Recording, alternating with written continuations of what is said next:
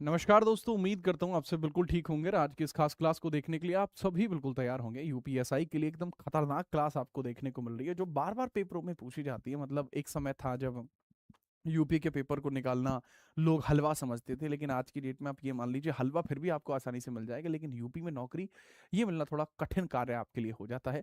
और उसी कठिन कार्य को आप लोगों के लिए आसान बनाने के लिए मैं आ चुका हूँ। और यहाँ पर हमने क्या किया है, लाइट्स को थोड़ा बढ़ा दिया है स्टूडियो में, जिससे कि आपको मैं अधिक गोरा लगूं।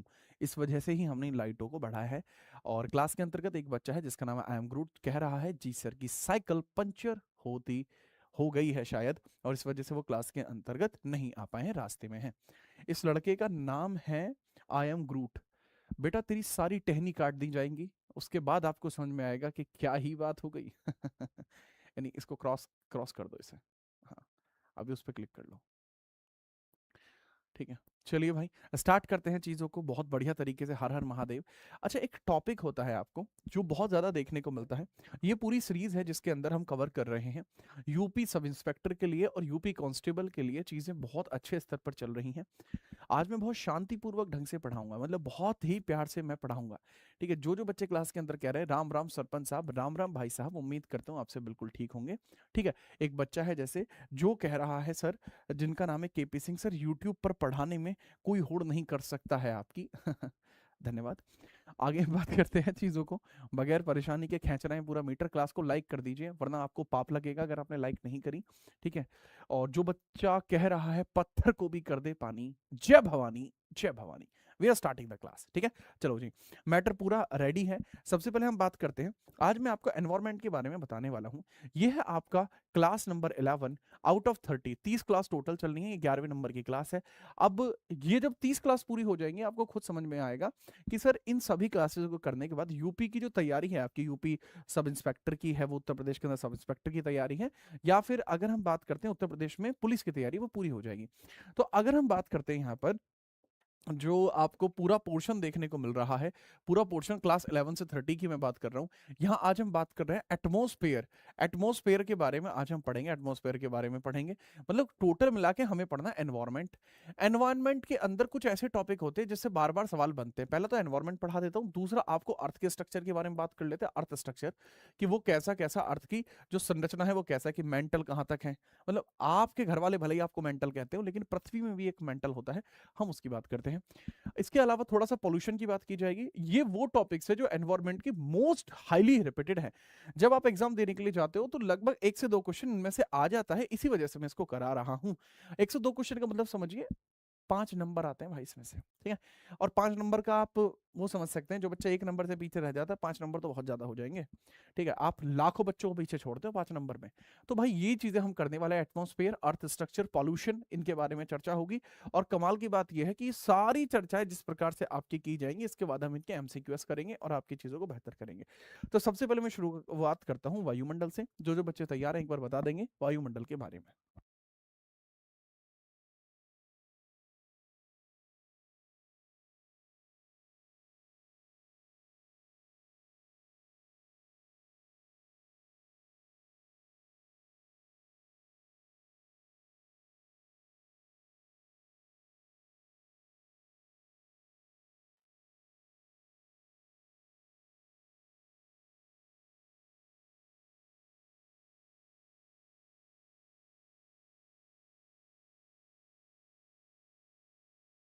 चलिए भाई स्टार्ट करते हैं चीजों को बगैर परेशानी के।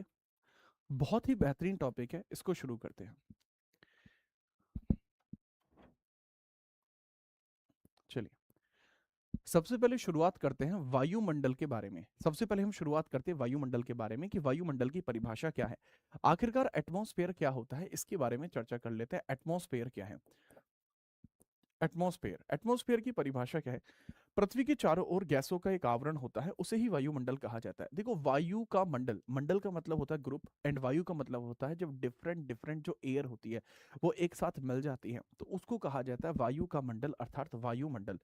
वायु के मंडल से आप समझेंगे यहाँ पर कि सर बहुत सारी गैसेस होंगी, बहुत सारी एयर होगी, और जब एयर को साथ में आप मिलाएंगे तो वह आपको क्या कहलाएगी? वायुमंडल कहलाएगी। अगर इसी चीज को मैं आपको समझाऊं, इसी चीज को मैं समझाऊं एटमॉस्फेयर में, एटम, एटम का मतलब होता है अणु, और इसका स्फीयर का मतलब होता है गोला।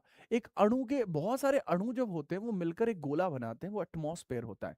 जैसे पृथ्वी है, ये पृथ्वी है, पृथ्वी के चारों ओर का ये जो आवरण है, पृथ्वी के चारों ओर का ये जो आवरण है जो पृथ्वी को चारों तरफ से घेरता है, यह एटमॉस्फेयर कहलाता है। इसे गैसों का सकेंद्रण यानी कंसंट्रेशन ऑफ गैसेस भी कह सकते हैं, जो पृथ्वी को घेरे हुए हैं।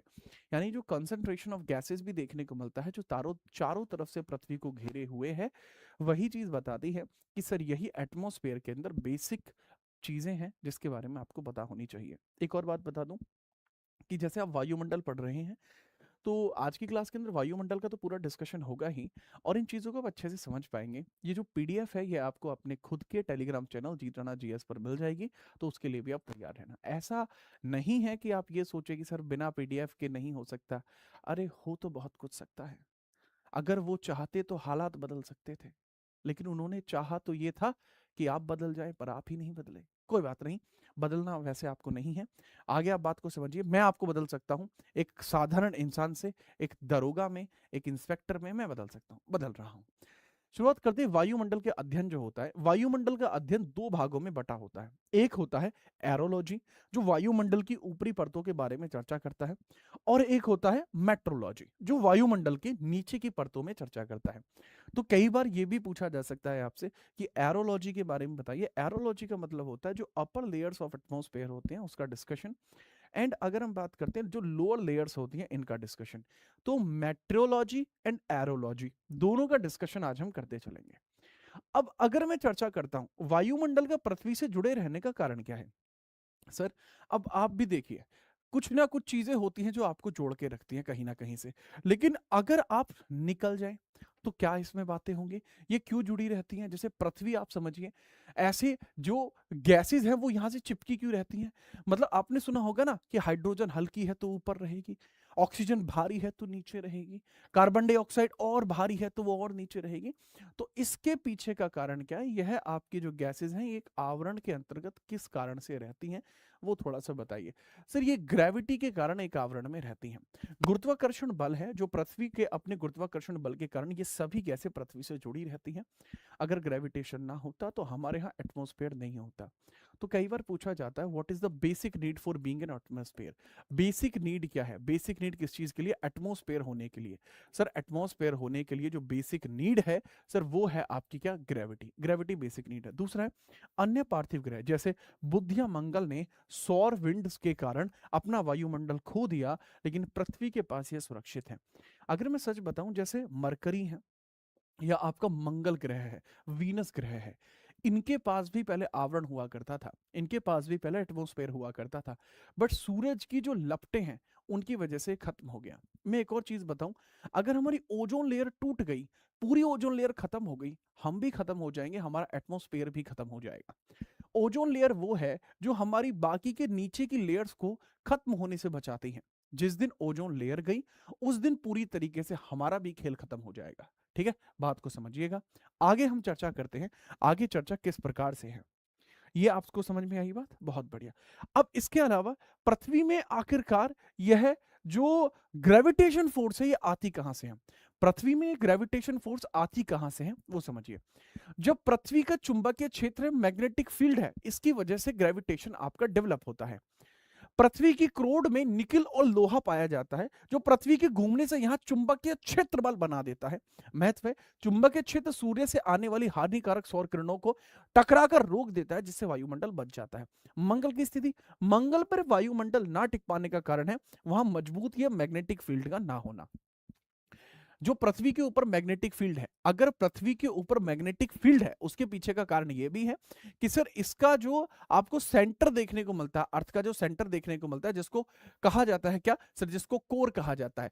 तो जो पृथ्वी के सेंटर में कोर लगी हुई है सर, यह दरअसली निकिल की और प्लस आयरन की बनी हुई है। ये निकिल और आयरन की बनी हुई है, निकिल और आयरन की है बनी हुई है। थोड़ा सा इसके बारे में याद रखना कि sir this is made of nickel and this is made of iron. Nickel और आयरन की है बनी हुई है। मुझे नहीं लगता कि इसमें कोई समस्या होगी निकल और आयरन के बने होने में। और यहाँ से मैग्नेटिक फील्ड एक क्रिएट होता है जिससे ये बनती चली जाती है, ठीक है। तो बहुत इंपॉर्टेंट है, महत्व इसका यही है, अगर यही नहीं होगी तो खेल खराब हो जाएगा। इसको भी नोट करिए, और मैं तो कहूंगा इसका स्क्रीनशॉट आप फटाफट से ले लीजिए, जिससे कि आपको समस्या ना आए। स्क्रीनशॉट ले लो फटाफट से।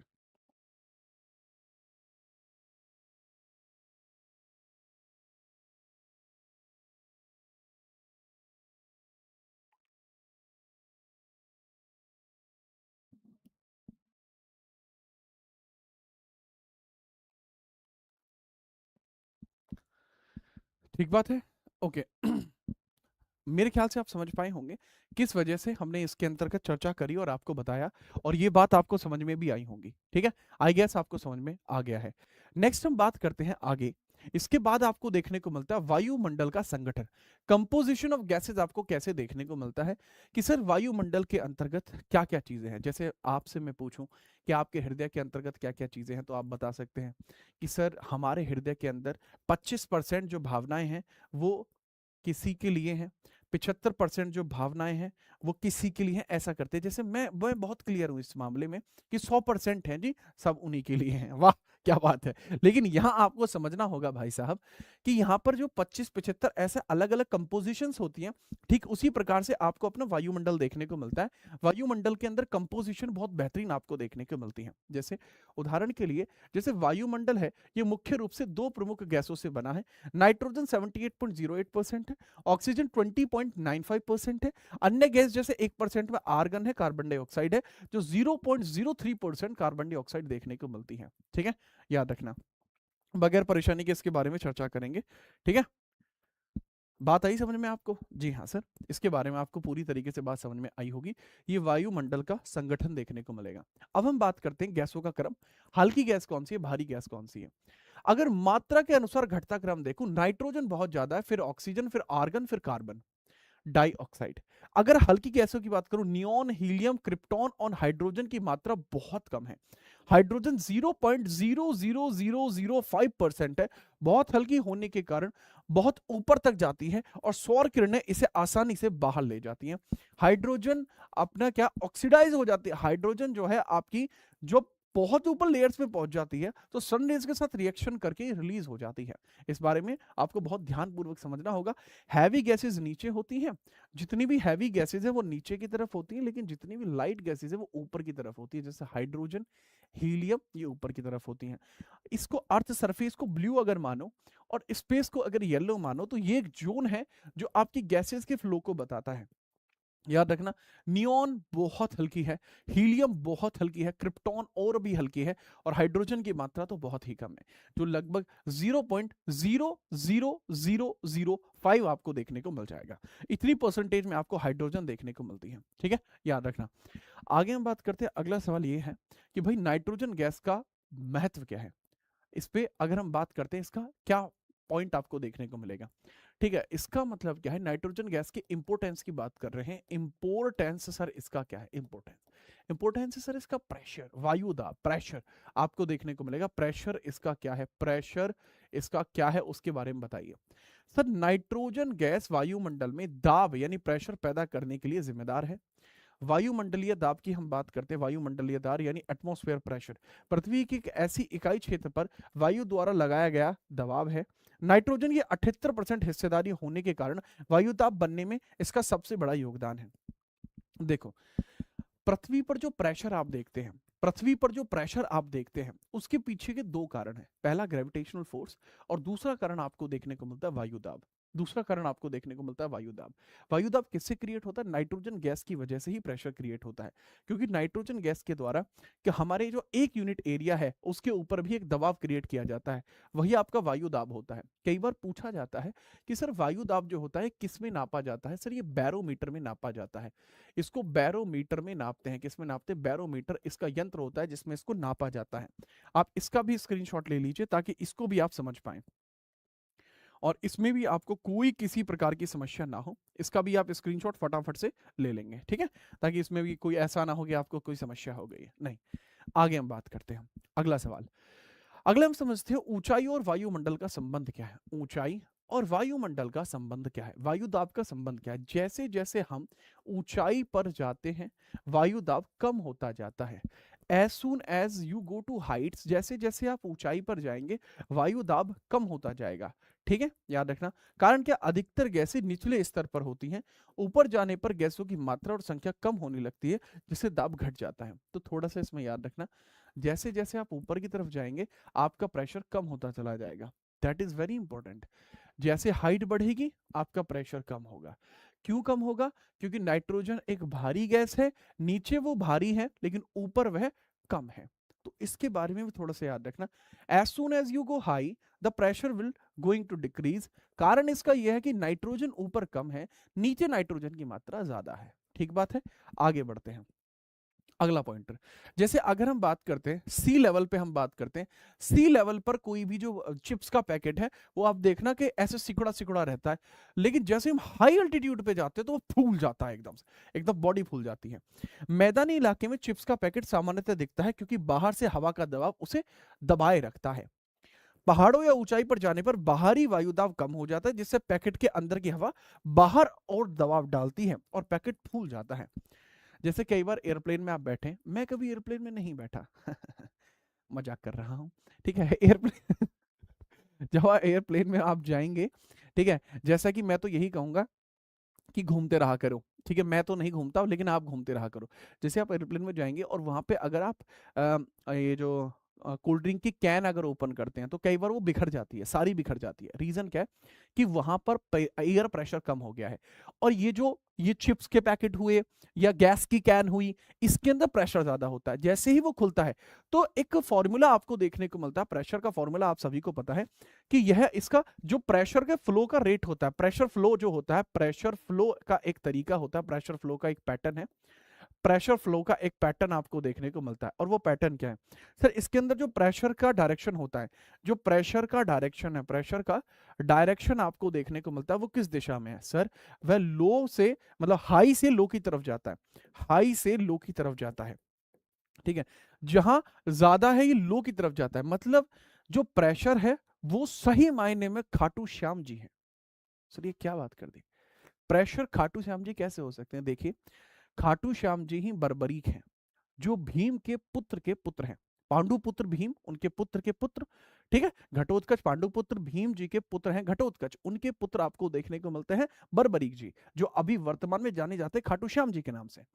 तो जब ये युद्ध लड़ने के लिए आए महाभारत का, तो इनका एक बहुत ही क्लियर कॉन्सेप्ट था, इनका एक बहुत ही क्लियर कॉन्सेप्ट था, और वो क्लियर कॉन्सेप्ट क्या था कि जिस तरफ लोग मारे जा रहे होंगे, जहां दबाव कम बन रहा होगा, मैं उसी तरफ जाऊंगा, क्योंकि मेरे अंदर तो पूरा दबाव है, क्योंकि उनका अंदर दबदबा पूरा था। तो इसलिए एक बार खाटू श्याम महाराज की जय। आगे हम बात करते हैं अगला पॉइंट क्या है। चलिए, बात को ऐसा समझ में। तो चिप्स के पैकेट के फूलने का कारण ये होता है, ये भी एटमॉस्फेयर में ही होता है, और ये एटमॉस्फेयर की एक बड़ी घटना है। ठीक है, चलिए नेक्स्ट अगला सवाल यह है, नाइट्रोजन फिक्सेशन क्या होता है? नाइट्रोजन और ऑक्सीजन की उपयोगिता क्या है? नाइट्रोजन पौधों की वृद्धि, ग्रोथ के लिए आवश्यक है। नाइट्रोजन स्थिरीकरण, नाइट्रोजन फिक्सेशन के द्वारा नाइट्रेट में बदल जाता है, और जो पौधे हैं वो अच्छे प्रकार से अपने खाने वाने को दबोच पाते हैं, मतलब खा पाते हैं। ऑक्सीजन, इसको लाइव गैस कहा जाता है क्योंकि यह श्वसन के लिए अनिवार्य है। दहन, ऑक्सीजन चीजों को जलने में भी मदद करता है, स्वयं नहीं जलती। देखो, ज्यादातर चीजों को जलने के लिए ऑक्सीजन चाहिए, लेकिन हाँ, आपके पड़ोसी रिश्तेदार वो बगैर ऑक्सीजन के भी जल जाएंगे। यदि आप अपने सिलेक्शन को अच्छा कर पाए तो वो चीज आप जरूर करिएगा। अब बात को समझिए, ऑक्सीजन के बारे में अगर हम बात करें, ये एक लाइफ गैस आपको देखने को मिलती है, जो रेस्पिरेशन के लिए आवश्यक होती है। और जो थिंग्स का फ्लेमेशन है, जो थिंग्स का फ्लेमेशन है, उसके अंतर्गत भी आपको ऑक्सीजन की जरूरत पड़ेगी ही पड़ेगी। वो आपने सुना ना, जली ना तेरी भी जली ना, उसके पीछे का कारण क्या है? ऑक्सीजन। समझ में आई बात? बहुत बढ़िया। अगले सवाल की तरफ बढ़ते हुए, कार्बन डाइऑक्साइड और प्रकाश संश्लेषण। CO2 का महत्व क्या है? यह पौधों के लिए प्रकाश संश्लेषण, फोटोसिंथेसिस के लिए जरूरी है। यह पृथ्वी के तापमान को संतुलित रखने में मदद करता है। अगर CO2 नहीं होगा, अगर CO2 नहीं होगा, कार्बन का, जितने लोग कहते हैं कार्बन का उत्सर्जन कम करना चाहिए, लेकिन ये एक लिमिटेड लेवल तक ही हम कम कर सकते हैं। अगर हमने कार्बन के ऑक्सीजन को या फिर कार्बन डाइऑक्साइड को हमने बहुत ही ज्यादा कम कर दिया, तो ऐसी परिस्थिति के अंदर तापमान का संतुलन भी बिगड़ जाएगा। कार्बन एमिशन को बहुत बढ़ा दिया तो भी बिगड़ जाएगा, कम हो गया तो भी बिगड़ जाएगा। तो दोनों ही चीजें आपको देखने को मिलती हैं। जैसे कार्बन डाइऑक्साइड की हम बात करते हैं और प्रकाश संश्लेषण की बात हम करते हैं, तो ये चीज आपको देखने को मिलेगी। फोटोसिंथेसिस आपको देखने को मिलती है, स्टोमेटा के फॉर्म में की जाती है, पौधे स्टोमेटा के फॉर्म में करते हैं, याद रखिए। इसके बाद सर ये ग्रीन हाउस प्रभाव क्या है? CO2 एक ग्रीन हाउस गैस है। कार्यविधि, सूर्य की किरणों, जो सोलर इंसुलेशन है, इसको वायुमंडल में आने आने तो देती है, लेकिन पृथ्वी से टकराकर वापस जाने वाली गर्मी को ट्रैप कर लेती है। यदि यह गैस ना हो तो पृथ्वी अत्यधिक ठंडी हो जाएगी और जीवन संभव नहीं होगा।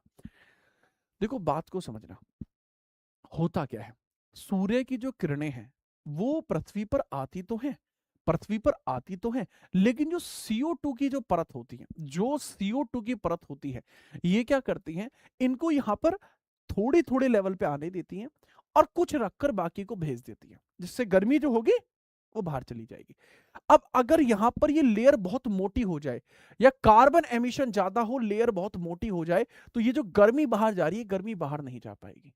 और अगर ये पूरी तरीके से हट जाए तो गर्मी ज्यादा चली जाएगी। तो CO2 का हमारे यहां पर होना एक लिमिटेड फॉर्मेट में ही जरूरी है।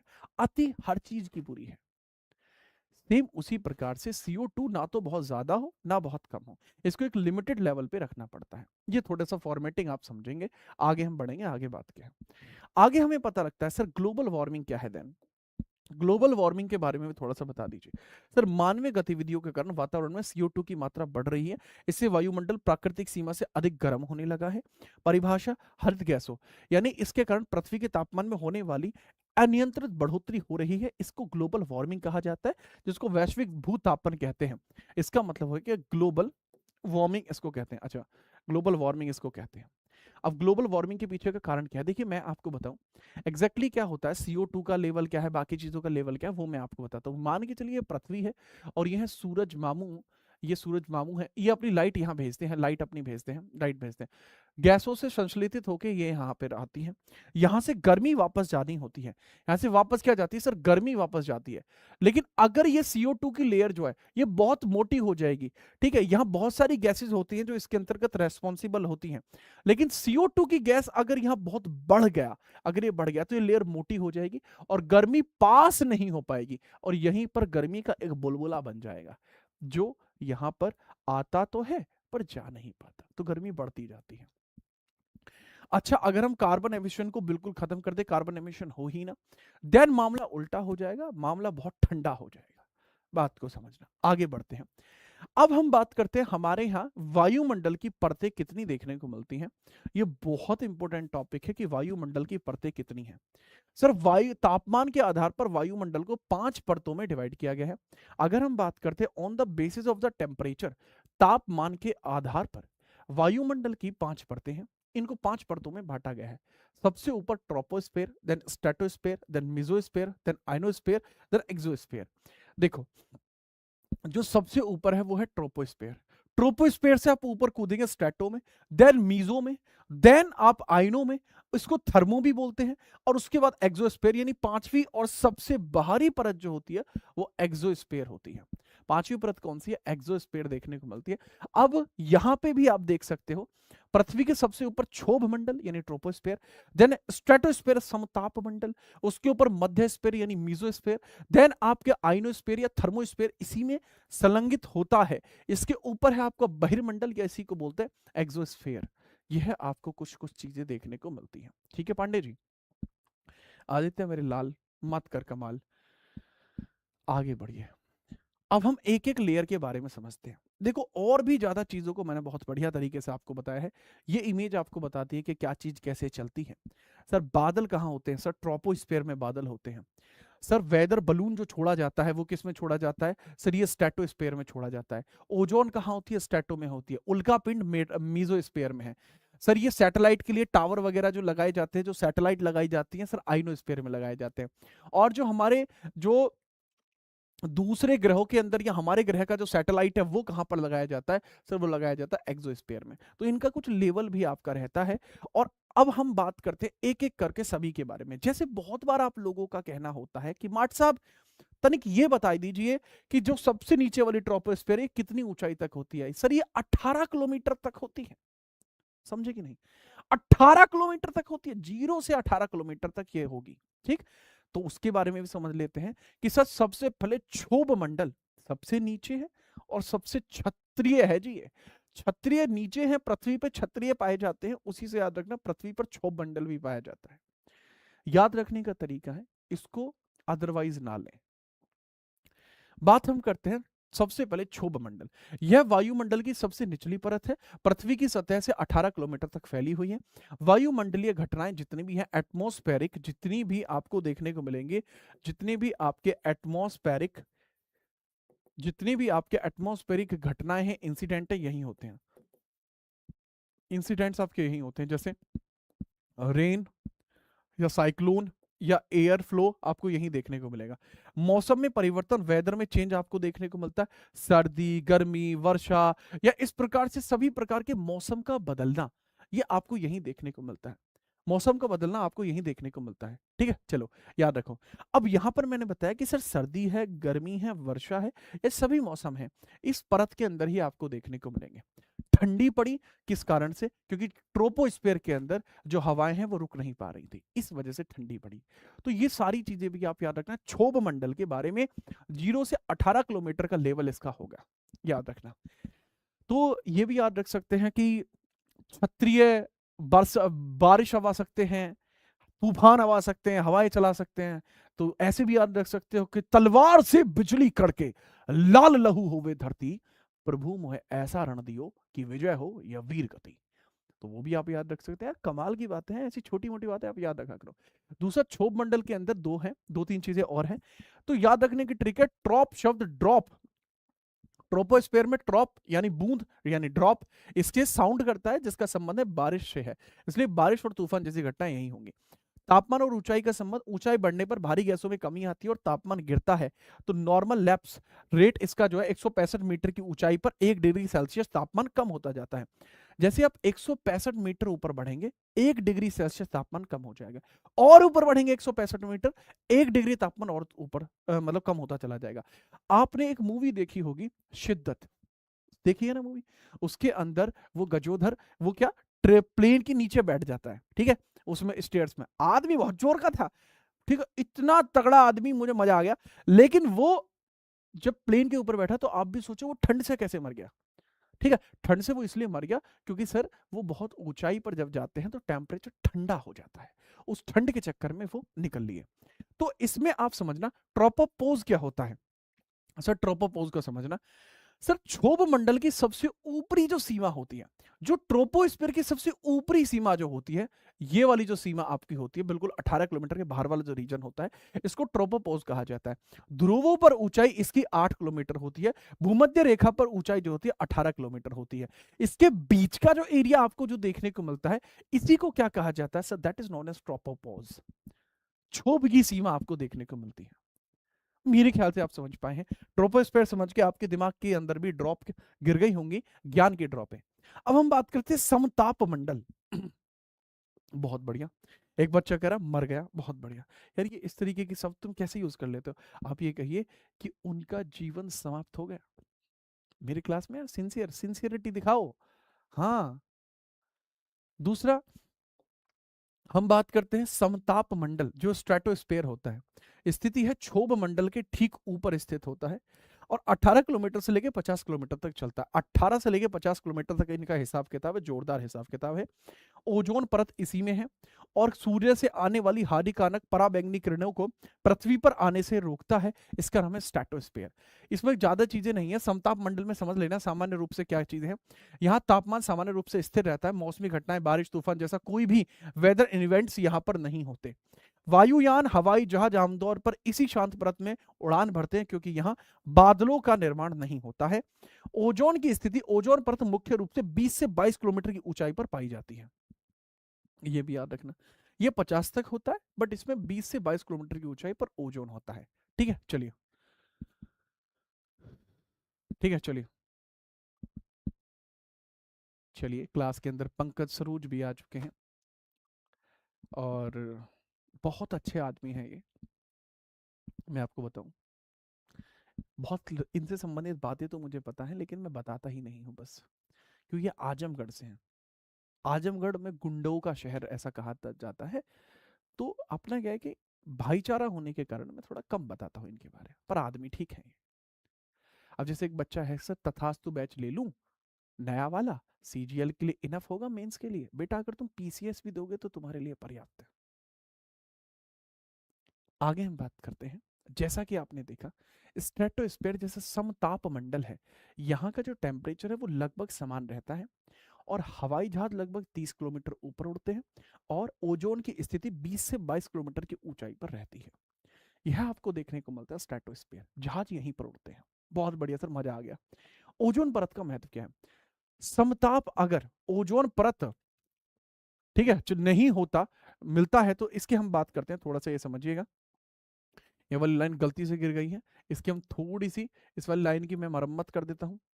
ठीक है, कर दी मरम्मत। अब अगर हम बात करते हैं सुरक्षा क्या होती है, ओजोन मंडल की वजह से क्या होता है, ओजोन परत की वजह से क्या होता है, सुरक्षा, प्रोटेक्शन रहती है। अगर ओजोन परत नहीं होती तो यूवी रे सीधे धरती पे पड़ती, धरती गर्म हो जाती। त्वचा का कैंसर, स्किन कैंसर जैसी भयंकर बीमारियां हो सकती थी। तापमान नियंत्रण नहीं होता, ओजोन परत कई किरणों को अवशोषित एब्सॉर्ब करती है, जिससे पृथ्वी का तापमान बहुत अधिक बढ़ने से बच जाता है।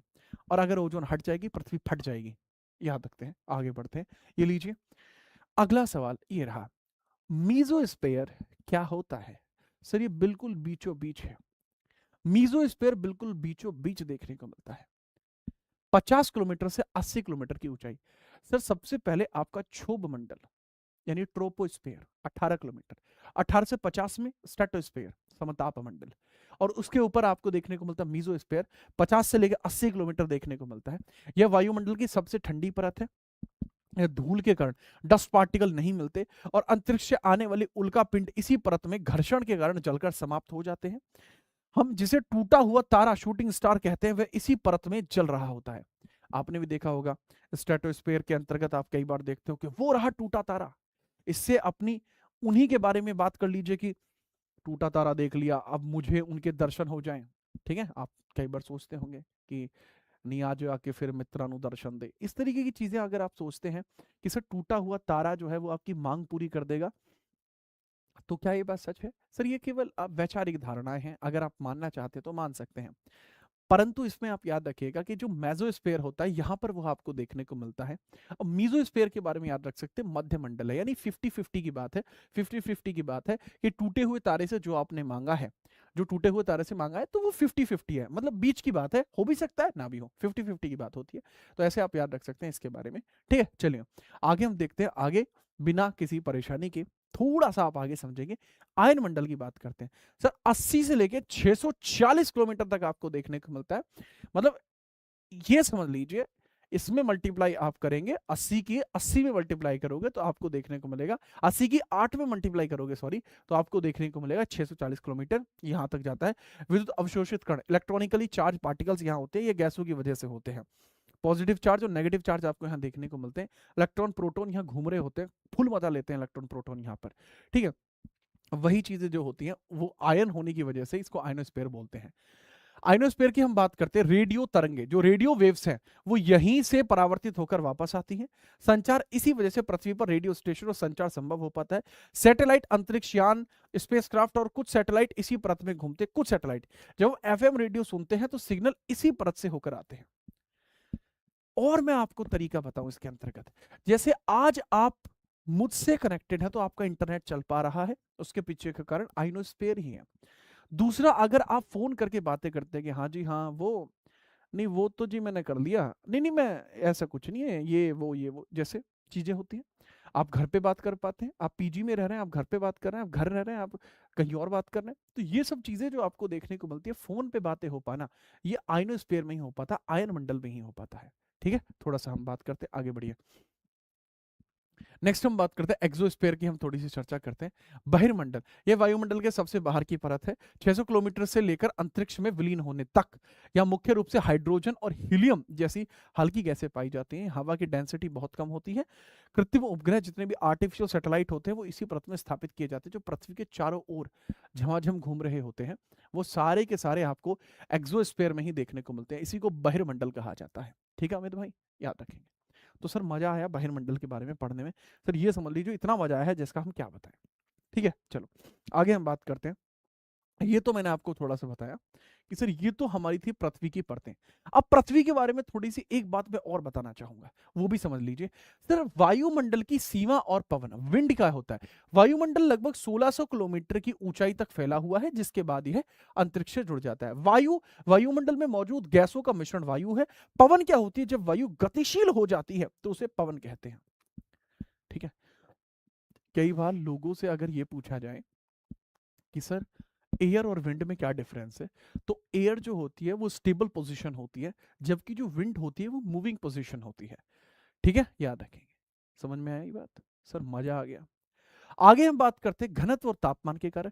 डेंसिटी, निचली परतों में वायु अधिक होने से घनत्व ज्यादा होता है, ऊपर जाने पर यह कम होता जाता है। अधिकतम वायुदाब, सबसे ज्यादा वायुदाब समुद्र तल पर होता है, यहीं पाया जाता है। तापमान, ऊंचाई पर जाने के साथ साथ तापमान में भी लगातार कमी आती जाती है, और ऊपर जाते जाते तापमान आपका बहुत कम हो जाता है। मेरे ख्याल से आप इस चीज को समझ पाए होंगे। यह पूरा था परतों के बारे में पूरा का पूरा डिस्कशन। अब हम शुरुआत करते हैं अपनी वीडियो के दूसरे हिस्से को, जिसके अंदर आपको देखने को मिलता है पृथ्वी की आंतरिक संरचना, internal structure of the earth. बहुत जोरदार टॉपिक है, जिसको कहा जाता है पृथ्वी की आंतरिक संरचना, जो आप पढ़ सकते हैं यूपीएससी, पीसीएस, एसएससी या अदर कॉम्पिटिटिव एग्जाम्स के लिए। क्योंकि जब हम पढ़ाते हैं तो हम चूल्हा नौत पढ़ाते हैं। चूल्हा नौत का मतलब ये होता है कि जो भी पढ़ना चाहे पढ़ सकता है। घर में बूढ़े बुजुर्ग से लेकर घर के चिरकुट चिरकुट बच्चों तक जो चाहे वो पढ़ सकता है। शुरुआत करते हैं। इस अध्याय के प्रमुख विषय क्या हैं? मैं आपको पृथ्वी की परतों के बारे में थोड़ा सा डिस्कशन बताऊंगा। इन परतों के विवरण के बारे में चर्चा करेंगे, असंबद्धता के बारे में चर्चा करेंगे, भूकंप और ज्वालामुखी की चर्चा करेंगे, और जानकारी के स्रोतों के बारे में भी हम बात करेंगे। तो ये मेजर मेजर पॉइंटर्स होंगे। ठीक है, फटाफट स्टार्ट करते हैं। रेडी है तो बताइए।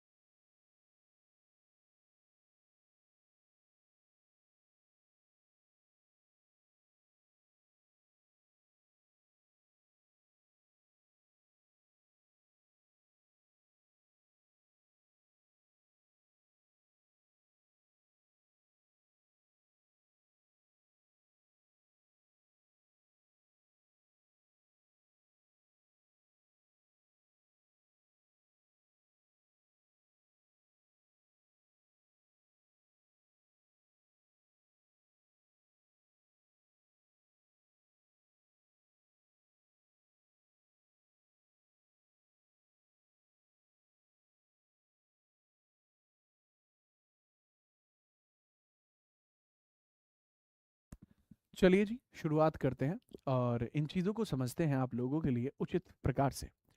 सबसे पहले हम बात करते हैं, दोहराव का महत्व बहुत जरूरी है।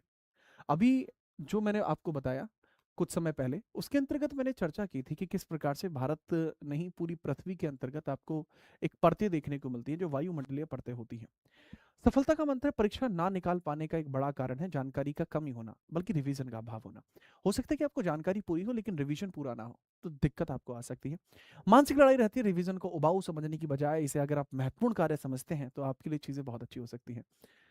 ये गलती से हमारे एडिटर ने स्लाइड डाल दी है, आज के बाद ये स्लाइड नहीं होगी, क्योंकि मैंने मना किया है कि मोटिवेशन से कुछ नहीं होगा, कुछ नहीं होगा इन चीजों से। रोज पढ़ा करो, उससे होगा। आगे बढ़िए। प्रभावी तरीका क्या है बच्चे खुद देखेंगे। यहां पर समझिए पृथ्वी के अंतर्गत जो परतें हैं, हम सीधा टॉपिक पे बात करते हैं। ये देखिए पृथ्वी की परतदार संरचना है। जैसे कि अगर हम बात करें, खोज का आधार भूकंपीय तरंगे, सेस्मिक वेव्स के अध्ययन से पता चलता है कि पृथ्वी की संरचना परतदार है। ऐसा तो है नहीं कि हमने इसे मीटर से नापा हो, कि हाँ एक सरिया गेर दिया हो नीचे, कि हाँ भाई सरिये में, जैसे आपका जो इंजन होता है, कार का इंजन जो होता है, उसमें आप एक डोरी डाल के देख लेते हैं ना, डोरी आपने डाली, डोरी डाल के आपने देखा, और वहां पे डाल के देखते ओह यहां तक आपका ये है। तो अगर हम उसी के बारे में चर्चा बात करते हैं, तो यहां आपको देखने को मिलती है पृथ्वी। पृथ्वी के अंतर्गत भी आपको इसी प्रकार की चीजें देखने को मिलती है, लेकिन यहाँ पे हम कुछ डाल तो सकते नहीं है कि पता लग जाए क्या चीज क्या है। ठीक है, चलिए, तो इसके अंतर्गत हमें पता लगता है कि पृथ्वी की परतदार संरचनाएं आपको देखने को मिलेगी। हमें कैसे पता लगा सर? हमें सेस्मिक वेव्स की वजह से पता लगा, जो भूकंप में डेवलप होती हैं, उसी से हमें पता लगा कि ओहो ऐसी ऐसी चीजें भी हैं। चलिए, तीन मुख्य परतें आपको पृथ्वी में देखने को मिल जाएंगी। सबसे पहले भूपर्पटी यानी क्रस्ट, सबसे ऊपरी परत क्रस्ट कहलाती है। बीच में आपको प्रवार कहलाता है, जिसको मेंटल कहते हैं। मतलब हो सकता है घर वाले लोग आपको भी इस प्रकार के नामों से बुलाते हो, परंतु आप उनको मना कीजिए और उनको कहिए कि ये तो पृथ्वी में होता है, इसके बिना पृथ्वी नहीं है। तो ऐसे आपके घर वाले कहेंगे कि आपके बिना घर भी नहीं है। तो समझिए आपकी अहमियत घर में क्या है। घर वाले भले ही आपको मेंटल कह दे, पर आपके बिना घर घर भी तो नहीं है। ठीक उसी प्रकार से पृथ्वी के अंदर अगर मेंटल नहीं है, प्रवार नहीं है, तो पृथ्वी भी नहीं है। तो वो भी जरूरी है, आप भी जरूरी है, इसलिए आपका मेहनत भी करना जरूरी है। देखा, ये नेचुरल था, ये नेचुरल था, कितना बढ़िया लगा, बहुत बढ़िया। आगे हम बात करते हैं क्रोर कोर की। हम बात करते हैं सबसे आंतरिक परत है, जिसे गुरुमंडल भी कहा जाता है। जो क्रोड होती है, जिसको कोर बोलते हैं, ये बिल्कुल इंटरनल पॉइंट है, यही होता है जो मेन होता है। ये गर्भगृह की भांति कार्य करता है। आगे हम बात करते हैं कॉन्सेंट्रिक लेयर्स भी होती है। पृथ्वी की परतें सकेंद्री हैं, जिसका अर्थ है कि एक ही केंद्र को आधार मानकर ये अलग अलग गोले पर खींची गई हैं। संरचना सबसे अंदर कोर है, सबसे ऊपर मेंटल, उससे ऊपर मेंटल है, और सबसे बाहर क्रस्ट है। अगर हम बात करते हैं इस प्रकार से, परतों के लिए कॉन्सेंट्रिक शब्द का प्रयोग करती है, जिससे कि बनावट को सही दर्शाया जाता है। इसी से पृथ्वी की परतों की जो बनावट है वो ठीक प्रकार से दर्शाई जा सकती है। आगे हम बात करते हैं सर जी, अगर हम बात करते हैं इनके अंतर्गत भी आपके कई सारे डिसीजंस हो सकते हैं जो आपको बताएंगे। जैसे कि सर भूपर्पटी यानी क्रस्ट, इसके भी दो हिस्से होते हैं, एक महाद्वीपीय यानी कॉन्टिनेंटल, और दूसरी होती है महासागरीय यानी ओशियनिक। क्रस्ट दो तरीके की है, कॉन्टिनेंटल है, और दूसरा जो आपको देखने को मिलता है वो है आपकी ओशियनिक। कॉन्टिनेंटल अलग क्रस्ट है, ओशियनिक आपकी अलग क्रस्ट है। दूसरा, मेंटल तीन प्रकार के होते हैं। ऊपरी मेंटल, दुर्बलता मेंटल, यानी जिसको एस्थोनोस्फेयर बोलते हैं, और तीसरा होता है लोअर मेंटल, जिसको निचला स्पेयर या निचला मेंटल बोला जाता है। ठीक है, तीसरी बातें हम बात करते हैं क्रोड की। यह दो भागों में है, बाह्य क्रोड और आंतरिक क्रोड। ठीक है, यानी inner core and outer core, ये दो चीजें आपको देखने को मिल जाती हैं। अब हम इसी के बारे में चर्चा करते हैं किस तरीके से। सर सबसे पहले भूप्रपटी की बात करते हैं। भूप्रपटी, प्रकृति और विशेषताएं चर्चा करते हैं। स्थिति है पृथ्वी का सबसे बाहरी ठोस भाग है। बाहरी ठोस भाग का मतलब है जो अर्थ के ऊपर का सबसे ऊपरी हिस्सा है, वही भूप्रपटी है। That is called as crust. प्रकृति की बात करें, यह भंगुर यानी ब्रिटल है, जिसका अर्थ है कि यह ठोस होने के बावजूद आसानी से टूट जाती है। अगर हम कोर की बात करते हैं, कोर मिट्टी वगैरह, सिलिका वगैरह से बनी होती है। ठीक है, सिलिका वगैरह से बनी होती है। अगर आप उस पर ऐसे कसला मार दें, कसला, कस्सी, ठीक है, मतलब कोई भी चीज ऐसी मार दे, पेनी शार्प चीज मार देते हैं, तो उससे क्या होते हुए टूट जाती है। यह पृथ्वी के कुल आयतन का मात्र 1% हिस्सा है। पृथ्वी के कुल आयतन का लगभग 1% हिस्सा यही है। ठीक है, चलिए याद रखेंगे। दूसरा आप समझिएगा कि भूपर्पटी की मोटी और प्रकार, जो इनकी मोटी का मतलब है इनकी मोटाई आपको कितनी देखने को मिलती है। मोटी का मतलब क्या है? देखो, मोटी हो सकता है कि आपके परिवार वाले आपके वजन के कारण आपको मोटी कहते हो। ठीक है, आप महिला होंगी, अवश्य ही आप महिला होंगी, लेकिन यह मोटी शब्द का प्रयोग इसलिए नहीं किया गया है। दरअसल यहां पर जो हमारे एडिटर महोदय हैं, वो दर्शाना चाह रहा है कि सर थिकनेस कितनी होगी। थिकनेस किस चीज की कितनी होगी? सर यहां पर जो थिकनेस भूपर्पटी की, जो चौड़ाई आप कह लीजिए या मोटाई आप कह लीजिए, वो कितनी होगी। तो भूपर्पटी की मोटाई की यहां पर बात की गई है, मोटाई की। भूपर्पटी की मोटाई की चर्चा यहां पर की गई है, थिकनेस की बात यहां पर की गई है, मोटाई की बात आपकी यहां पर की गई है, और साथ ही साथ हम समझें इसके प्रकार की बात भी की गई है। औसत मोटाई यहां 5 किलोमीटर से 35 किलोमीटर तक होती है। यह 5 किलोमीटर से लेकर 35 किलोमीटर तक होती है, कोई इसमें डिफरेंस नहीं है। महाद्वीपीय भूपर्पटी का मतलब होता है कॉन्टिनेंटल क्रस्ट, जहां हम रहते हैं। इसकी औसत मोटाई जो है, इसकी औसत मोटाई जो आपको देखने को मिलती है वो 30 से लेके 35 किलोमीटर है, जो पर्वत जैसे हिमालय वगैरह के नीचे 70 किलोमीटर तक हो सकती है।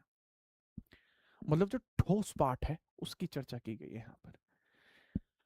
महासागरीय पर्पटी ओशिनिक क्रस्ट होती है, जो महासागरों के नीचे का तल है। इसकी मोटाई मात्र 5 किलोमीटर होती है। इसके पीछे का कारण क्या है सर? क्योंकि कॉन्टिनेंट में ही जो महासागर होते हैं, जो ओशिनिक आपकी स्टेज होती है, आधे से ज्यादा काम तो उसके अंतर्गत आपका पानी में ही निकल जाता है। बात को समझिएगा। अब जो महाद्वीपीय भूपर्पटी है इसके अंदर, वैसे तो ये जो इसकी लेंथ होती है इसकी, वो लगभग 5 से 35 किलोमीटर ही होती है। बट बच्चे इसमें ध्यान देने वाली बात ये है कि जैसे हिमालय वगैरह जैसी चीजें आपकी होती हैं तो वहां 70 किलोमीटर हो सकती है। ये एक एक्सेप्शन है, एक एक्सेप्शन है, क्योंकि पर्वतों के नीचे का बेस बहुत मजबूत होता है। इस वजह से वहां क्रस्ट की जो चौड़ाई है वो ज्यादा हो जाती है। That is very important. मेरे ख्याल से आप अपनी पूरी बुद्धिमत्ता का प्रयोग करेंगे, और अगर मैं भूपर्पटी की मोटाई पूछूं तो ऑन एन एवरेज आप 30 से 35 किलोमीटर बता देंगे।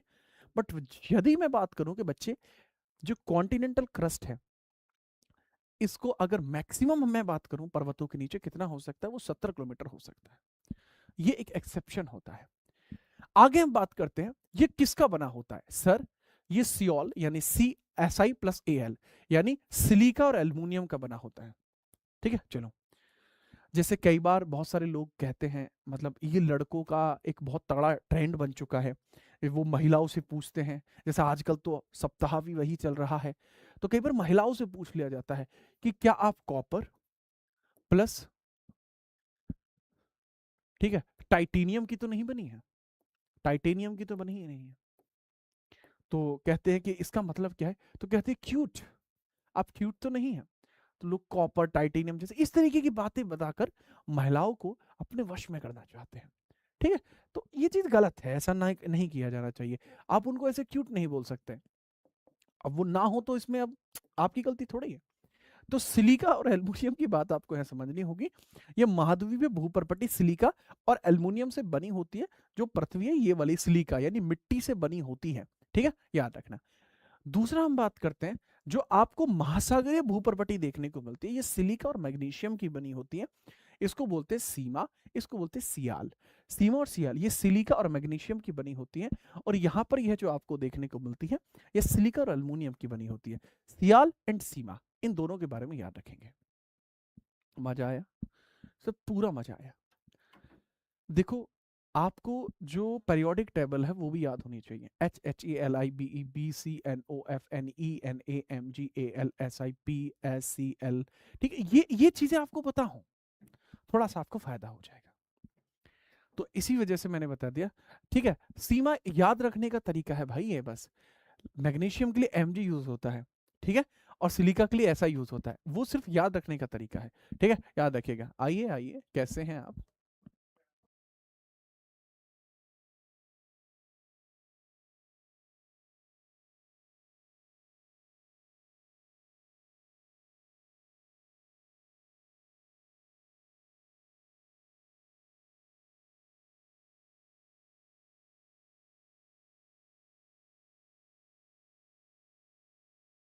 चलिए, हाँ, इस वीडियो को आप देख लीजिए, बहुत जोरदार वीडियो है। आगे हम बात करते हैं, अगला सवाल देखिए। चट्टाने और घनत्व का अंतर हम बात कर लेते हैं। भूपर्वतीय ये हल्की चट्टान जैसे ग्रेनाइट से बनी है और इसका घनत्व कम होता है, जबकि जो महासागरीय चट्टानें बेसॉल्ट और गैब्रो से बनी होती हैं, जिस वजह से भारी और गहरे रंग की चट्टानें यहाँ पर होती हैं। ठीक है, नेक्स्ट हम बात करते हैं महासागरीय भूपर्वटी। महाद्वीपीय भूपर्वटी की तुलना में भारी होती है। जो महासागर की भूपर्वटी होती है वो ठोस होती है, जबकि जो महाद्वीपीय भूपर्वटी होती है ये ठोस नहीं होती है। ठीक है, याद करिए, आगे बढ़िए। मेंटल, इसका सामान्य परिचय। तो अगर आपसे कोई पूछे कि मेंटल का सामान्य परिचय दें, तो ऐसी परिस्थिति में आप अपने मित्र का परिचय ना दें, आप वहां पर परिचय देंगे किसका? पृथ्वी की लेयर का, जो जस्ट क्रस्ट के नीचे पाई जाती है। और यदि मैं इसको समझाऊं तो यह पृथ्वी की दूसरी और सबसे बड़ी परत होती है। इसे पायरोस्फीयर या व्हाइट ऑफ एन एग भी कहा जाता है, क्योंकि यदि आप अंडे को देखोगे तो वह पृथ्वी की संरचना को हूबहू दर्शाता है। अंडे के अंतर्गत बाहर वाला जो उसका टाइट हिस्सा होता है वो क्रस्ट है, अंदर वाला जो उसका प्रोटीन होता है, व्हाइट जो होता है, वो उसका क्या है सर, वो मेंटल है। और बिल्कुल अंदर जिसे जर्दी कहा जाता है, वो कोर की भांति काम करता है। विस्तार, ये मोह असंबद्धता से लेकर 2900 किलोमीटर की गहराई तक फैला हुआ है। यानी इसकी जो आप डिस्टेंस नाप सकते हैं वो 2900 किलोमीटर है, लगभग 3000 किलोमीटर के आसपास देखने को मिलेगी। आगे हम चर्चा करते हैं कि मेंटल का महत्व और द्रव्यमान क्या है। सर 84%, पृथ्वी का कुल आयतन का 84% भाग मेंटल में है। द्रव्यमान, पूरे पृथ्वी का कुल 68% मेंटल में आपको द्रव्यमान देखने को मिलेगा। संवहनीय धारा, कन्वेक्शन करंट की बात करें, मेंटल में ही पिघली चट्टानों की गति से संवहनीय धाराएं चलती हैं, जो भूकंप और ज्वालामुखी का कारण बनती हैं। भूकंप का आना, ज्वालामुखी का आना, ये सब चीजें आपकी मेंटल के कारण ही हो पाती हैं। ठीक है, याद रखें।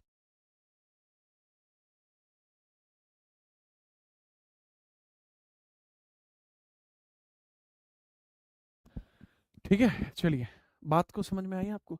सर 84% वॉल्यूम और 68% मास, 84-68 आप याद रख सकते हैं। 84 का मतलब है कि भाई साहब मेंटल का कुल वॉल्यूम कितना है, और 68 का मतलब है कि कुल मास का हिस्सा कितना है। ठीक है, इन सभी बातों के बारे में आप याद रखें और बगैर परेशानी के आगे बढ़े। मुझे नहीं लगता कि दिक्कत आपको आएगी। सर आगे हम बढ़ते हैं और आगे चर्चाएं करते हैं आगे कि सर लिथोस्फीयर आपको क्या देखने को मिलता है। लिथोस्फीयर क्या है, बहुत बढ़िया। सर इसकी मोटाई लगभग 10 किलोमीटर से लेके और 200 किलोमीटर के बीच में होती है। भूपर्पटी और सबसे ऊपरी मेंटल को मिलाकर स्थल मंडल बनाया जाता है, जिसको लिथोस्फीयर बोलते हैं। स्थल मंडल छोटी छोटी प्लेटों में टूटा हुआ है, जिसे स्थल मंडलीय प्लेट बोलते हैं, लिथोस्फेरिक प्लेट्स बोला जाता है। और इन्हीं प्लेटों के अंतर्गत अगर आप समझें तो यही प्लेट्स आपको देखने को मिलती हैं जिनका मूवमेंट होता है। इन्हीं प्लेटों के मूवमेंट्स की वजह से हिमालय बना है। हिमालय, आप यूरेशिया और इंडिया प्लेट जब आपस में टकराई, उनमें संगठन हुआ, कोलिजन हुआ, वही मूवमेंट ऊपर बढ़ा, यूरेशिया प्लेट ऊपर उठ गई, उसी से हिमालय का निर्माण हुआ। वही लिथोस्फीयर है बच्चे। दुर्बल मंडल आपके एस्थेनोस्फीयर क्या होता है? यह मेंटल का ऊपरी हिस्सा है जो लगभग 400 किलोमीटर की गहराई तक फैला होता है। यह प्लास्टिक या अर्धठोस सेमी सॉलिड अवस्था में रहता है। इसे पृथ्वी का मैग्मा क्षेत्र भी कहा जाता है, क्योंकि ज्वालामुखी के दौरान निकलने वाला मैग्मा यहीं से आता है। सर अगर मैं बात करता हूं, यदि आप पृथ्वी को समझें, पृथ्वी में कई जगह वॉल्केनोज आप देखते हैं फट जाते हैं तो वॉल्केनिक माउंटेन्स बनते हैं। तो वॉल्केनो जाता कहाँ है? एस्थेनोस्फीयर से जाता है। ठीक है, एस्थेनोस्फीयर तक से निकलता है, तो थोड़ा सा इसके बारे में याद रखना। कहां से निकलता है? एस्थेनोस्फीयर से यह निकलता है। मुझे नहीं लगता कि इसमें आपको दिक्कत आएगी, आपको इवन मजा हो रहा है इस बात को सुनने में। आगे हम बात करते हैं जो क्रोड होती है, जिसको कोर कहा जाता है, जो पृथ्वी के अंतर्गत पाया जाने वाला सबसे अंदरूनी हिस्सा है। 2900 किलोमीटर से लेकर 6378 किलोमीटर, वैसे 6400 किलोमीटर है अपना क्या हिसाब किताब, बट 6300 किलोमीटर, 6378 याद रखना। इसे गुरुमंडल या इसको बैरगेफेयर कहा जाता है। बैरिस्फेयर इसको कहा जाता है, बैरगेफेयर नहीं सॉरी, बैरिस्फेयर इसको कहा जाता है। और नाइफ, यानी कि यहां पर निकिल और आयरन, नाइफ का मतलब क्या होता है? Nickel, N nickel, F iron, ferrous बोलते हैं ना इसको। आयरन यानी आयरन फेरस से बना होता है। तो ये कोर के बारे में मैंने आपको संपूर्ण चीजें बताई। इस प्रकार से आप कोर के बारे में भी पूरी जानकारी जान पाए। अब हम क्रोड की विशेषताओं की बात करते हैं। सर इसके लिए फॉर्मूला जो है वो 16 दूनी 32 का है। यानी 16 जो होगा वो वॉल्यूम होगी। आयतन, पृथ्वी के आयतन का 16% यहीं से आता है, और पृथ्वी के मास का 32% यहीं से आता है। पीछे 84-68 था, और यहां पर कितना है? सर यहां पर है आपका 16 दूनी 32।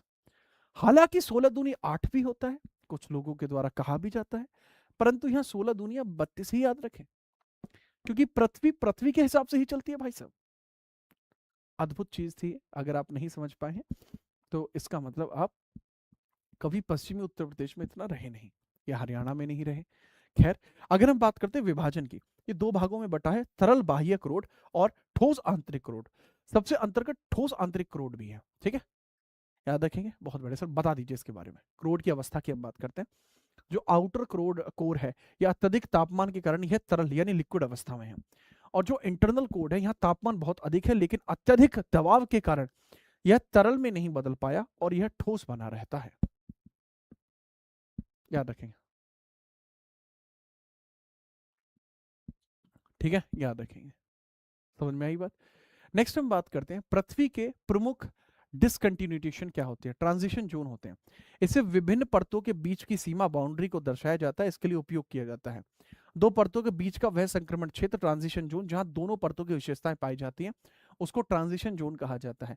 मतलब अगर देखा जाए इस प्रकार से, अगर हम इसको देखें कि सबसे नीचे तो कोर होगी, इसके ऊपर मेंटल होगा, मेंटल के ऊपर क्रस्ट होगा, लेकिन कमाल की बात यह होती है इसमें से कुछ क्षेत्र ऐसे होते हैं जो आपस में आपके, हो सकता है ये यहां से यहां तक हो और फिर ये यहां से यहां तक हो, फिर ये यहां से यहां तक हो। तो इस तरीके से जो हिस्से होते हैं, ये वाला जो एरिया होता है जो दोनों में पाया जाएगा उसको ट्रांजिशन जोन कहा जाता है, उसको ट्रांजिशन जोन कहा जाता है। बताते हैं। कॉनरॉड, ऊपरी क्रस्ट और निचली क्रस्ट के बीच का जो ट्रांजिशन जोन है उसको कहा जाता है कॉनरॉड। मोह, क्रस्ट और मेंटल के बीच का जो हिस्सा होता है इसको मोह बोलते हैं। रेपैटी, दुर्बल मंडल और निचले मेंटल के बीच में। दुर्बलता मेंटल, अब बेटा मंडल नहीं है, दुर्बलता मेंटल है। दुर्बलता मेंटल जो होता है, मिडल मेंटल जो होता है, मिडल मेंटल और आपकी जो लोअर मेंटल है उसके बीच में गुटेनबर्ग होता है। मेंटल और कोर के बीच में गुटेनबर्ग होता है। मुझे आज भी याद है जब मैं बहुत 2x2 था, मतलब छोटा था, तब मैंने एक परीक्षा दी थी। काफी हद तक उस परीक्षा को एसएससी सीजीएल कहा जाता है। तो उसमें मेरे पेपर में सवाल आया था कि गुटेनबर्ग डिसकंटिन्यूएशन जो होती है वो किन दो लेयर्स के बीच में होती है, जिसमें से एक, मतलब उसमें यही लिखा हुआ था, फिर लेयर्स के नाम लिखे हुए थे ऑप्शंस में, जैसे core and mental, mental and mental, mental mental भी होता है। देन आपका mental and crust, core and crust, तो ऑब्वियस ही बात है कोर एंड क्रस्ट तो हो नहीं सकता। करेक्ट आंसर आपका होगा गुटेनबर्ग। और गुटेनबर्ग जो होता है यह आपका बात करता है कोर के और मेंटल के बीच में। ठीक, याद रखना। लैमबर्ग क्या होता है, बाह्य क्रोड और आंतरिक क्रोड के बीच में आपको लहमान, लहमान क्रोड, आपको लहमान डिसकंटिन्यूएशन आपको देखने को मिल जाती है। ठीक है, चलिए।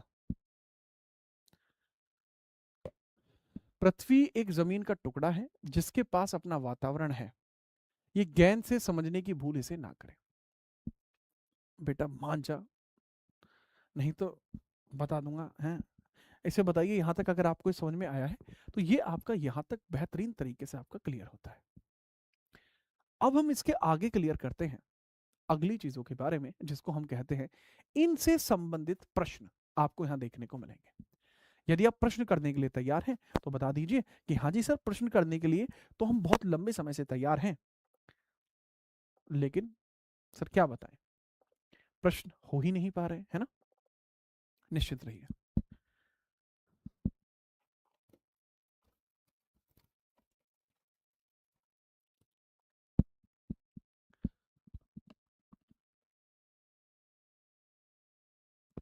चलिए भाई साहब, क्वेश्चंस कर लेते हैं।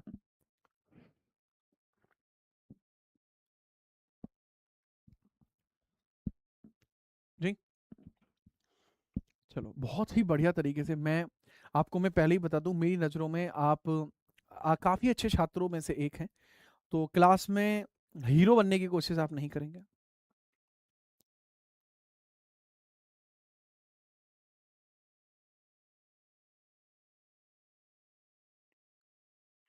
चलो जी, क्वेश्चंस को इंसर्ट कर लिया गया है और हम क्वेश्चंस के आंसर देने के लिए तैयार हैं। क्लास में शक्ति नाम के एक युवा जुड़ चुके हैं। शक्ति राजस्थान से संबंधित है और पहले इनका नाम शक्ति दा था, बाद में इन्होंने अपना नाम शक्ति छोरा रख लिया। आगे हम बात करते हैं, ये रहा आपके सामने पहला सवाल। पृथ्वी की भूप्रपट्टी के संदर्भ में निम्नलिखित कथनों पर विचार कीजिए और आपको बहुत जोरदार सवाल आपको देखने को मिल जाएंगे। ठीक है, चलिए। करेक्ट आंसर है महाद्वीप में भूप्रपट्टी की मोटाई महासागरीय भूप्रपट्टी की तुलना में अधिक होती है। वाह जी वाह, क्या बात है सर। सर अगर हम बात करते हैं कॉन्टिनेंटल क्रस्ट जो होता है वो थिकर होती है ओशियनिक क्रस्ट से।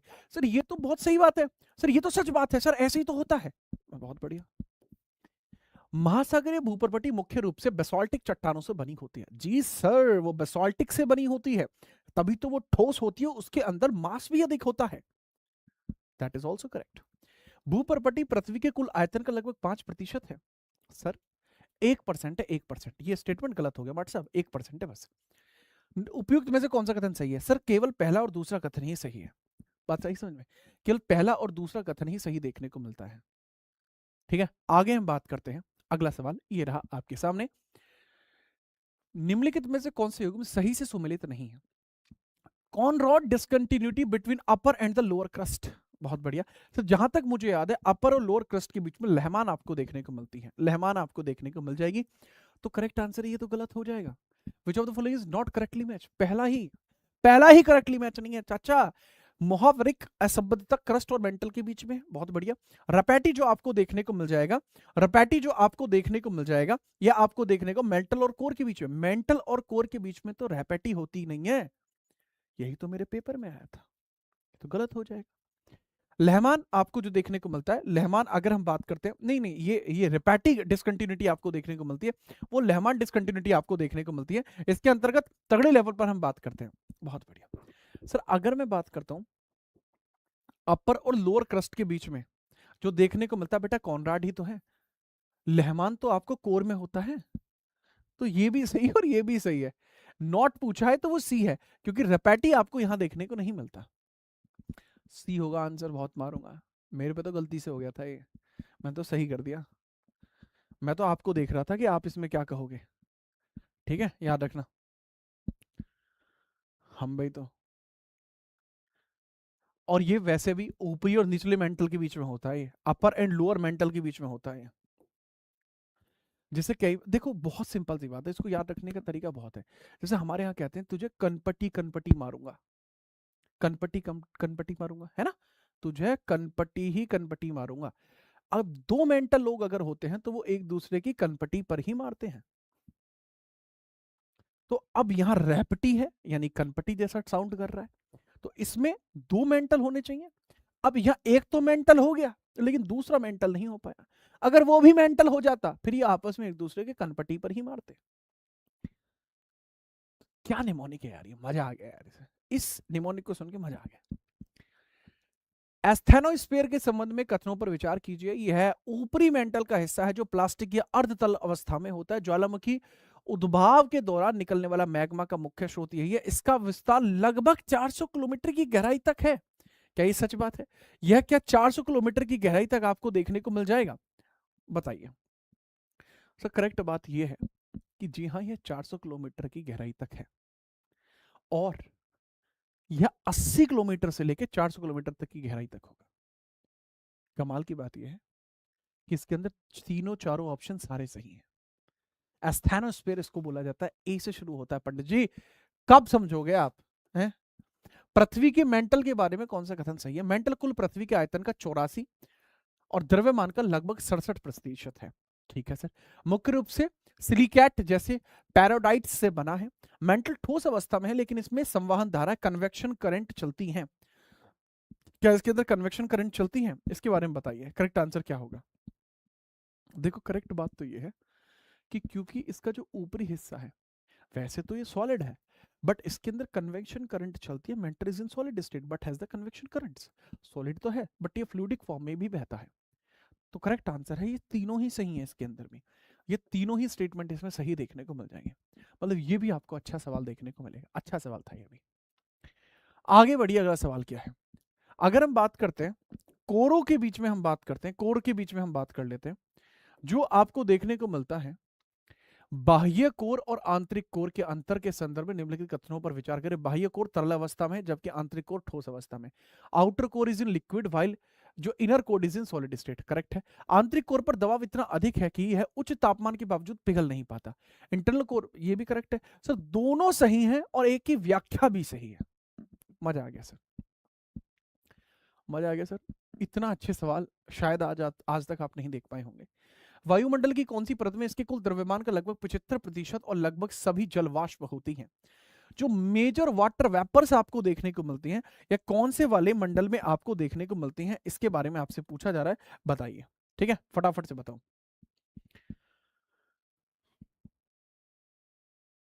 मजेदार सवाल है ये भी सर। ये एग्जाम के क्वेश्चन है। जी हाँ, ये एग्जाम के प्रश्न है। यदि मैं इनके बारे में बात करूं, वायुमंडल की कौन सी परत में इतना सारा जो मटेरियल आपको देखने को मिलता है, वो क्या है? सर 0 से 12 किलोमीटर की ऊंचाई तक जब आप पहुंचेंगे, वहीं पर आपको लगभग 75 से 80% चीजें आपको देखने को मिल जाएंगी। लगभग 75 से 80% जो जल वाष्प है, वो आपको यहीं पर देखने को मिल जाएंगी। और ये मानिएगा कि यहीं पर वर्षा वगैरह सब कुछ यहीं पर होगा। वर्षा वगैरह सब कुछ आपको यहीं पर देखने को मिलेगा। और इसी के अंदर अगर आप 1 किलोमीटर ऊपर जाओगे तो 6.5 डिग्री बढ़ाओगे। यदि आप 1 किलोमीटर ऊपर जाओगे तो लगभग 6.5 डिग्री सेंटीग्रेड आप बढ़ा देंगे भाई साहब। क्या बात कर रहे हैं, नहीं मतलब कम कर दोगे। ऊपर जाओगे तो ऊपर पंखा चलता है, उसी वजह से वहां ठंडक रहती है। तो ऊपर से आप याद रखना कि 6.5 की डिग्री से घटता चला जाएगा। 165 मीटर ऊपर जाओगे तो 1 सेंटीग्रेड इसमें कम होगा। आगे हम बात करते हैं, अगला सवाल क्या है। ओजोन परत जो सूर्य की हानिकारक यूवी रेस का 97 से 99% अवशोषण करती है, मुख्य रूप से कहाँ है, स्ट्रेटोस्फेयर में है। ये छोटी छोटी बातों के लिए सवाल नहीं। वायुमंडल की किस परत में उल्कापिंड आमतौर पर वायु अणुओं के साथ घर्षण करके जल जाते हैं? सर ये कौन सा है? सर मेसोस्फेयर आपको देखने को मिलता है, मध्य मंडल इसको कहा जाता है। ठीक है, इसके बारे में थोड़ा सा याद रखना। अगला सवाल है, स्थल मंडल की कौन सी परत टेक्टोनिक प्लेट की गति के लिए जिम्मेदार है और संवहन धाराओं उत्पन्न करती है? Lithosphere layer is responsible for the movement of the tectonic plate and the generous convection current. इतना आसान सवाल हो भी सकता है, मैं मेरा मानना ही नहीं है कि इतना आसान सवाल कैसे पैदा हो गया। मुझे लग ही नहीं रहा कि इतना आसान सवाल भी पैदा हो सकता है, बट फिर भी अच्छा आदमी होते हुए मैं सवाल आसान भी देता हूं।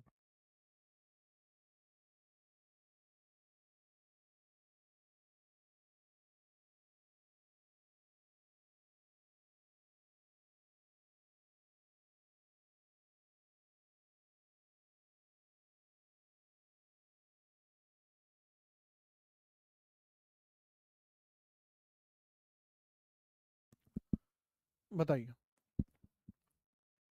आगे बढ़िए। ये तो मेंटल में होता है। Next, which layer of the hydrosphere is characterized by the rapid decrease in the temperature with the depth and the act of the transitional zone? जलमंडल की कौन सी परत गहराई के साथ तापमान में तेजी से कमी की विशेषता और एक संक्रमणीय क्षेत्र के रूप में कार्य करती है? ये कौन सा जोन आपको देखने को मिलता है इसमें तेजी से आपका टेम्परेचर वगैरह बढ़ता जाता है और चीजों में भी परिवर्तन होता जाता है? बताइए है कौन सी आपको देखने को मिलेगी फटाफट से। करेक्ट आंसर क्या होगा सर? आपको देखने को मिलेगी थर्मोक्लाइन, ताप सीमा। जो एपिगैलिक है वो नीचे है। करेक्ट आंसर आपकी ताप सीमा है, इसी को थर्मोक्लाइन बोला जाता है। और ये संक्रमणकालीन क्षेत्र होता है जो तापमान में तेजी से कमी लाती है, इसको थर्मोक्लाइन बोला जाता है। इसको क्या बोलते हैं? तो इसको थर्मोक्लाइन बोला जाएगा, याद रखेंगे। आगे बढ़िए, अगला सवाल बताइए। मृदा मंडल मुख्य रूप से स्थलीय जीवन का समर्थन करने के लिए किन 3 अन्य पर्यावरणीय मंडलों के साथ क्रिया करते हैं? जैसे लिथोस्फीयर, बायोस्फीयर एंड हाइड्रोस्फीयर, ये आपस में क्रिया करते हैं, तब जाकर आपका एटमॉस्फेयर बनता है। स्थल मंडल, जीव मंडल और जल मंडल, मतलब तीनों बनते हैं तब जाके आपका एटमॉस्फेयर बड़े लेवल पर बन जाता है। के भी भाई यार पानी पिया था। आगे हम बढ़ते हैं। कौन सा अशांतीय मेंटल को बाहरी क्रोड से अलग करता है? कौन सी असंगति मेंटल को बाहरी क्रोड से अलग करता है और भूकंपीय तरंग वेग में गिरावट लाता है?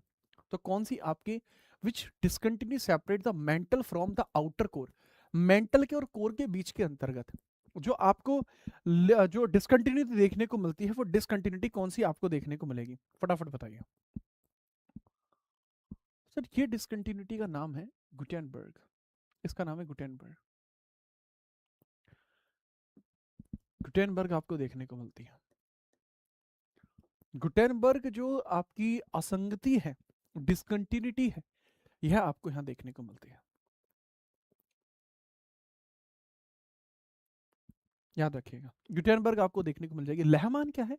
दोनों कोरों के बीच की, दोनों कोरों के बीच की, दोनों मेंटल्स के बीच में क्या होती है? रैप्टी, यानी रैप्टी आपको देखने को मिल जाएगी। कॉन्ड्रोड जो होती है, कॉन्ड्रोड सबसे ऊपर है, क्रस्ट के और मेंटल के बीच में। मजा आ गया सर।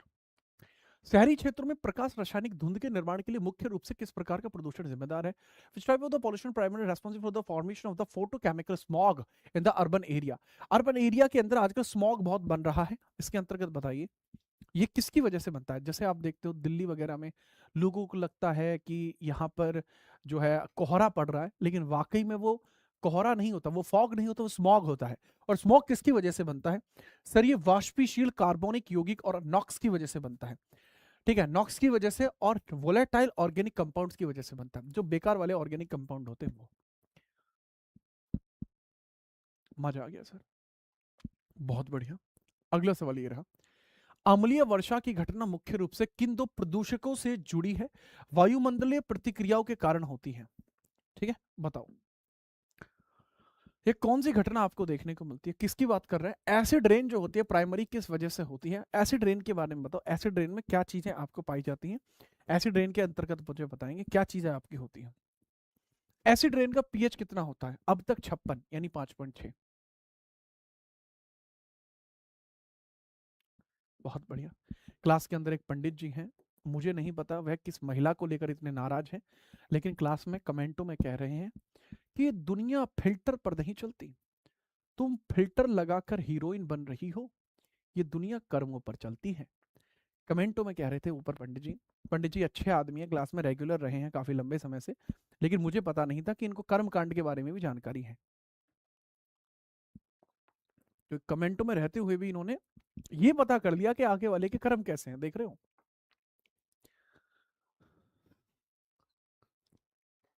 बहुत बढ़िया। आगे हम बात करेंगे, क्लास दार्शनिकों से भरी पड़ी है।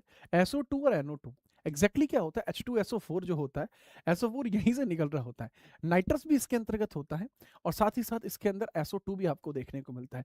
इसी की वजह से आपको यहाँ पर ये चीजें देखने को मिल जाती हैं, चीजें देखने को मिल जाती हैं। इसी के बारे में आप थोड़ा सा याद रखिएगा, ठीक है। चलिए, बगैर परेशानी के हम चर्चा करेंगे आगे क्या होगा। आगे आपको देखने को मिलता है, इसके बारे में बात करते हैं, समताप मंडल ओजोन की कमी मुख्य रूप से किस वर्ग के रसायनों के कारण होती है? The depletion of the stratospheric ozone is primarily caused by which class of chemical? समताप मंडलीय ओजोन की कमी मुख्य रूप से किस वर्ग के रसायनों के कारण होती है? बताएं, किस वर्ग के रसायनों के कारण ऐसा हो पाता है?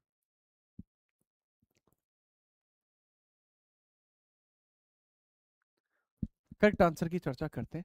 सर, समताप मंडलीय ओजोन की कमी क्लोरोफ्लोरोकार्बन की वजह से हो रही है, ग्रीन हाउस गैसेस की वजह से हो रही है।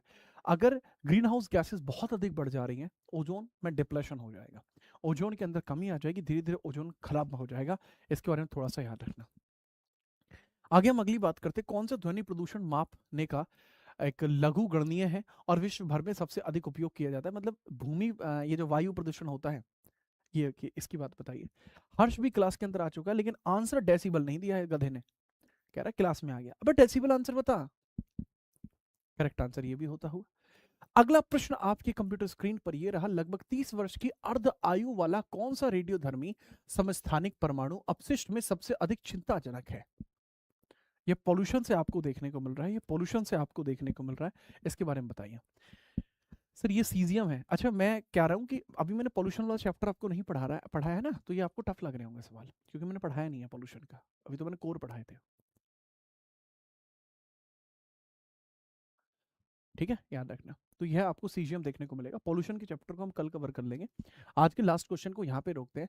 जलीय परिस्थिति तंत्र में तापीय प्रदूषण मुख्य रूप से कौन सी घटना का कारण बनता है, समुद्री जीवन को प्रभावित करता है? मतलब ये समझिए कि समुद्र में मछलियां मर जाती हैं, बहुत बार आपने केरल के तट पर देखा कि बहुत सारी मछलियां मर के समुद्र के बाहर आ गई, देखा आपने? तो उसके पीछे का कारण क्या था कि इतनी सारी मछलियां समुद्र के बाहर आई? उसके पीछे का कारण क्या रहा है?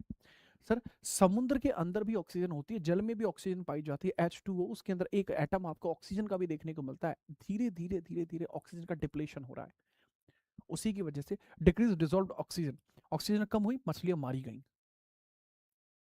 ठीक है, याद रखें। करेक्ट आंसर बी होगा। इस सवाल का आप आंसर दे देना।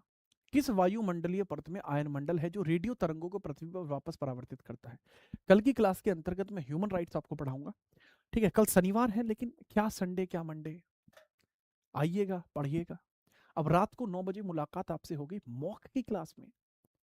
और ये क्लास आपको कैसी लगी जरूर बताना। इसकी PDF आपको जीत राणा GS आपके खुद के YouTube चैनल्स के साथ साथ टेलीग्राम से प्राप्त हो जाएगी। आपके मोहल्ले में भौकाल मच जाना चाहिए आपका। जब आपका भौकाल मच जाए, तो